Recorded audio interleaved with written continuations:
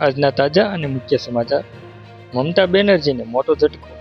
ઈડીએ TMC સાથે જોડાયેલા 3 bank ખાતા ફ્રીઝ કર્યા, જેમાં 440 કરોડ રૂપિયા જમા છે. પશ્ચિમ બંગાળના પૂર્વ મુખ્યમંત્રી મમતા બેનર્જીને મોટો ઝટકો લાગ્યો છે. ઈડીએ ટીએમસી સાથે જોડાયેલા 3 એકાઉન્ટ ફ્રીઝ કર્યા છે, જેમાં 440 કરોડ રૂપિયા જમા છે. માહિતી મુજબ prevention of money laundering act હેઠળ એક કાર્યવાહી કરી છે. એજન્સીએ પાર્ટીના ખાતાઓ દ્વારા થયેલા કથિત શંકાસ્પદ વ્યવહારો અને ચાર્ટર્ડ પ્લેનના ખર્ચની તપાસ માટે કોલકાતામાં અનેક સ્થળોએ દરોડા પાડ્યા હતા.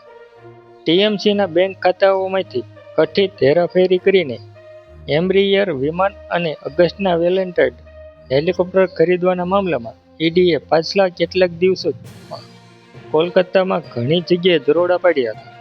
અધિકારીઓના જણાવ્યા અનુસાર કોલકાતામાં અંદાજે 5 સ્થળો પર સર્ચ ઓપરેશન હાથ ધરવામાં આવ્યું હતું, જેમાં કેરવેલ ગ્રુપ ઓફ કંપનીઝના ઠેકાણા પણ સામેલ છે, જે કેરવેલ એવિએશનના નામે પ્રાઇવેટ જેટ ભાડે આપવાનું કામ કરે છે.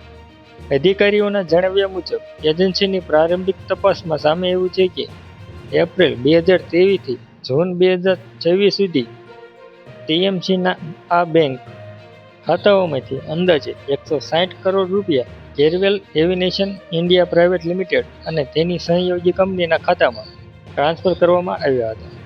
ત્યારબાદ કંપનીએ 2023થી 26 વચ્ચે 82.96 કરોડ રૂપિયાની અન્ય એક મોટી રકમ નવી કંપનીના ખાતામાં ટ્રાન્સફર કરી હતી. તપાસમાં એ પણ બહાર આવ્યું છે કે આ મોટી રકમમાંથી 112 કરોડ રૂપિયાનો ઉપયોગ એમ્બ્રિયર લિંક્સી 600 ઓપરેટ વિમાન અને અગસ્ટા વેસ્ટલેન્ડ 109 એસપી હેલિકોપ્ટર ખરીદવા માટે કરવામાં આવ્યો હતો. એટલું જ નહીં, હેલિકોપ્ટર ખરીદવા માટે વિદેશથી મળેલા નાણાંનો ઉપયોગ પણ કરવામાં આવ્યો હતો. આ સમગ્ર રકમનો સ્ત્રોત સીધો જ ટીએમસીના બેંક ખાતા હતા.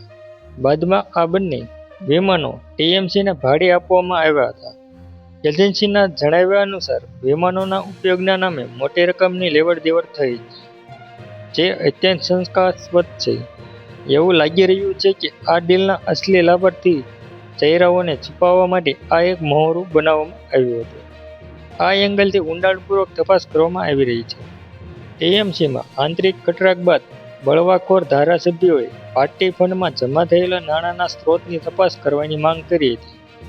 આ બાબતે કોલકાતા પોલીસે ટીએમસીના 3 બેંક ખાતાઓમાંથી થતા નાણાકીય વ્યવહારો અને ઉપાડ લગાવી દીધી હતી, જેની સામે મમતા બેનર્જીની આગેવાની હેઠળનું જૂથ કલકત્તા હાઈકોર્ટ પહોંચ્યું છે.